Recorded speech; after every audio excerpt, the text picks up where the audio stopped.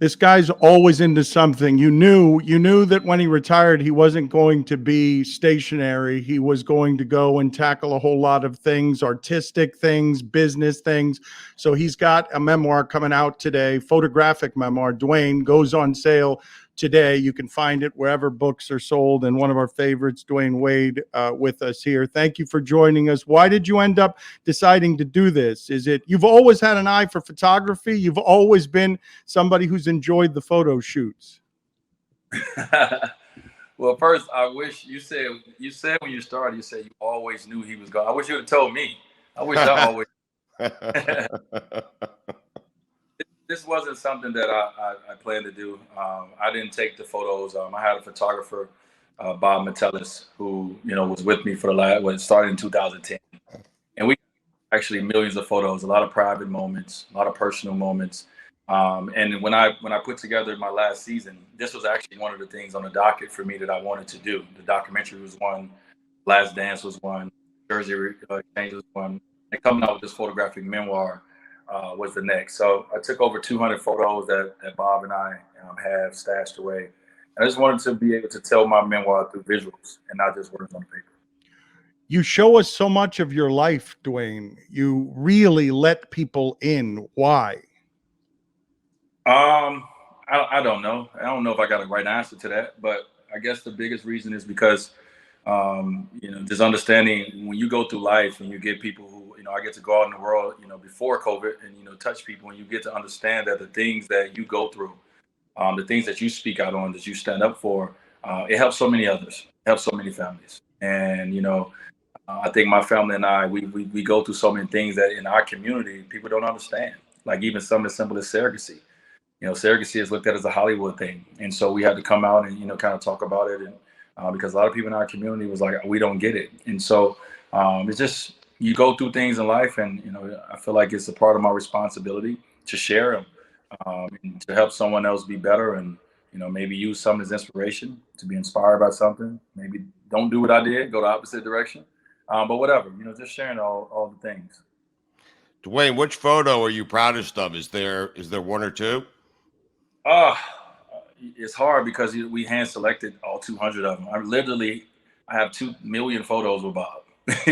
So Wow. to go through select and pull out 200 other photos was obviously very tough. But I think for me, it depends on when I open a book. Every time I open a book, I feel like my eyes lay on a different photo, and it takes me back to that moment. And so I can open a book and see the game winner versus Trevor Ariza in the Garden, and it's gonna take me right back to what was going on, who was on my team, all these things, like who picked me up, Alonzo grabbed me and stuff like that. Like it takes me back. Dwyane, I've always admired the way that you talk about your relationship. It seems like an extraordinarily strong union. I'd love to know what you've learned or what you've been taught by Gabrielle Union about love and by Zaya, your daughter, about love. Yeah, I like to think that Zaya told me that love is all the time, that love is every day, and it's not when you're ready for it. And I say that because when Zaya comes home at 8 years old and tells us that she's gay, when Zaya comes home at 12 and tells us that she's trans, the confidence that she has in our love, she's it's been all the time, it's been all day, every day. And so she showed me that it's just not when you want to show love and when you want to show that you care, it's all the time. And so I believe my wife have shown me, through her love and support, and our growth as a family, is you can accomplish anything through love. And she supported me, at my lowest of lows, and has helped build me back up. And so you can accomplish anything with a little love, in your life. What kind of challenges were there for you when you have an 8-year-old come home and tell you that he is gay, and then at 12 years old that she is trans? Well, the biggest challenge is not knowing anything. When you don't personally have someone in your family that's affected by anything or go through certain things, you don't take time to learn about them. You don't take time to really care necessarily because it's not happening to you or it's not happening to your loved ones. And so I never took the time.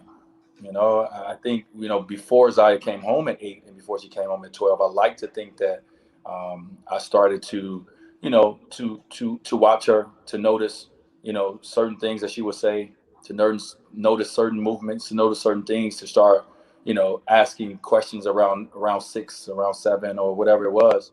So when she came home, was I surprised? No, not at all. But I wasn't ready neither. I didn't have the knowledge. I didn't know, anything about the difference from transgender to transsexual. What does that mean? I didn't know, anything about, her gender. Like what do I say? What do I call you? What do I like? I'm ignorant in this space, and I just did what I normally do, just like I would do in sport. I just went to work. I just started asking questions. My wife and I started, reaching out to doctors, trying to get answers, reaching out to Zaya's therapist to try to see what she shared with her. Just all these things, trying to make sure that we didn't sit on the sideline and we actually got in the game. No pun intended. Did it take you days, weeks? Like, how does that work with acceptance and getting over your patterns and getting past your ignorances so that love can conquer there?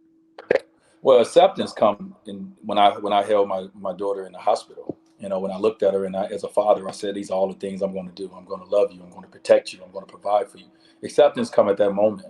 Now learning and along this journey, that comes once she come home, and once she tell us, I'm in my wife right away. After our conversation, we went right upstairs. We got right to it. We got right to reaching out to our friends. We got right to reaching out. The thing in this world that's good, you can DM people. We got right to reaching out to our friends that was on the show Pose, a very popular show. That actually Zaya and I watched together for the first time. You just go to work and you just get the work done. And so when you have the next conversation with your child, you have, the right questions to ask. You have the right verbiage, and so forth and so on. So that's what we did. What'd you learn, Dwyane? What did you both learn, I guess, that helps you understand the most? Lead with love. Right. Everything else you can learn, just lead with love. Our hearts, for our kids, and especially for our daughter Zaya, is full. And so we just led with that. And then everything else she knew, that this was going to be a journey for all of us, and it was going to be a process. And so we just went down a process, but we went down it together, holding hands as a family. Is there anything, I know the team was covered and over covered, but from 2010 to 2014 Miami Heat, is there a story that Dwyane Wade can tell that the expiration date is passed on whatever it is, that the problems that story might cause, that you can tell us that we do not know about the 2010 to 2014 Heat? Any story of your choosing. It could be any one. I'm not asking for one. I'm just asking for any of them. It could be Udonis Haslem lighting someone up in practice, any story that nobody knows, because that team was covered a lot and maybe we know all the stories. Nothing comes to mind. Oh, come on. You got hundreds. I mean,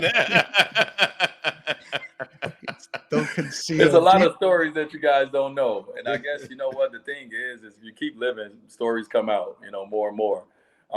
So it may come from a different perspective than mine. But right now, I'm living in the bliss of 2010 and 2014. I won 2 championships, so I have nothing to think about it but the positives in it. But it's hardship in it too. It's not easy. Everybody think it's easy to well, play you with. You thought it was going to be easy when you were on that stage. When you were on that stage, you had to have thought it was going to. Everyone thought it was going to be easy. Everyone thought it was going to be easy. Yeah. We didn't. What we didn't think about. Of course, that at some point on the basketball floor, you're going to figure it out. You're too talented not to, right? We were young enough. We wanted to do it, so we was going to figure that part out. But what we wasn't prepared for and ready for was the hate and the media scrutiny that we got.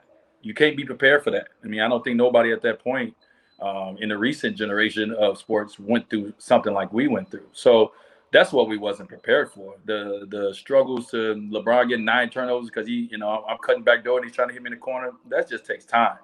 But I'm sure it's a lot of stories, man. We had a lot of tough days. When you're trying to win, it is not fun. it has a lot of days that are not fun. So I'm sure it was, but overall, nothing but positive thoughts. The memoir is out today, photographic memoir. He picked himself the 200 photos. It's called Dwyane, and it goes on sale today. Can you tell us, because I don't know that you've spoken about this publicly or not, Mickey Arison said you were offered a portion of the Miami Heat, that he was disappointed that you weren't someone who chose the ownership of the Miami Heat. How did you make that choice to go to Utah with ownership instead of here in Miami? Yeah, obviously, whenever you're making a decision, whether it's business and it has some personal ties to it, it's going to be a tough emotional decision.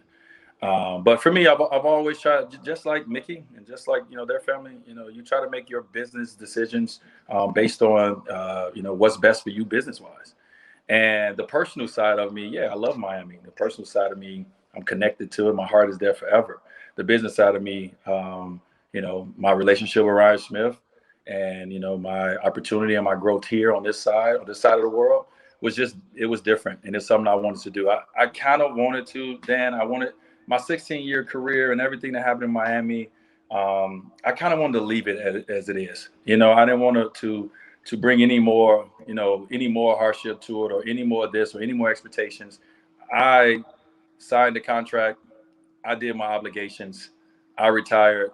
And now I'm in my business life as a businessman, and I'm going to make decisions, and the decisions is going to be personally for me. And this was the best decision personally for me. Why was that the best business decision, or was it just a personal decision? Like, were the finances better, or was there something else involved? Or no, put it to be able, the one thing is too, man, it's like this is a long journey out here, and for me, and like I said, my relationship with Ryan, and we built some over the years of, I really wanted to get into the tech space. And, we started a relationship years ago and, to be able to grow with Ryan's 42, man, the other owner, Ryan, is 41 and the other owner, Mike, is 41. And so for me and guys that I've already been talking about business with, already doing business with, this is just another part of the portfolio. I've never did business with the Miami Heat. I've only been a player. And so sometimes, as a player, it's so many different things and so many emotions you go to. So for me, I wanted to clear those out, and I want to be able to focus on the next phase of my life as a businessman and not bring anything from being a player over to the side. But you're a conqueror, and your wife's a bit of a conqueror. And I imagine as a power couple that you don't want a small percentage of a team for now. Like, you're also thinking, are you recruiting me? Is this a recruitment? Well, I yes, feel like it I feel like the way LeBron is buying things up, that Dwyane doesn't want to be a minority partner, that eventually Dwyane wants, like, I figure you guys want to own teams. Well, I mean, we'll get to that one day. Right now, LeBron's still playing basketball. Dwyane Wade is into his third year of retirement. Like I said, this was the best stuff for me at this point. You always want to grow, of course. Just like Ryan Smith wanted to own the team, of course, Dwyane Wade would love to own the team. I need a lot more money to do that. And so I got to go off and build my wealth. So, that's what I'm on this side doing. Dwyane, I have to ask you this because Dan and I have been doing the show for 20 years. We love you. I'm telling you, Dan respects the hell out of you, but I need to ask you, how much of a part did Dan play in running you out of town? Oh my God! Come on, Dwyane. Come on, Dwyane. God, no! Oh God! Give me a percentage. Dwyane, don't do that to me in Miami, Dwyane. Do not do that to me in Miami. God, no! Not at all, man. Oh, come on. When you're a player, though, you are a little sensitive to certain things people say. And now that I'm on this side and I'm on TV too, I don't. Dan is great. Dan has been actually pretty good to me. So I'm okay with it, man. I didn't leave Miami because of Dan. Dan ain't got that much power.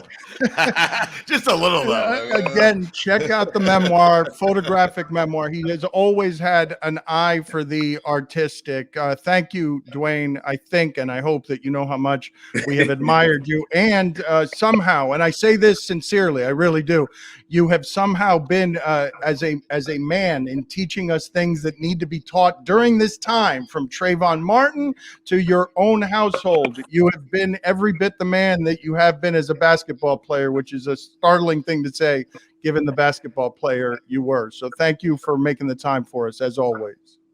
Yeah, I appreciate it. And to all my Miami fans out there, I'll see you guys on November 18th. I'll be there. See you guys soon. Thank you, Dwyane.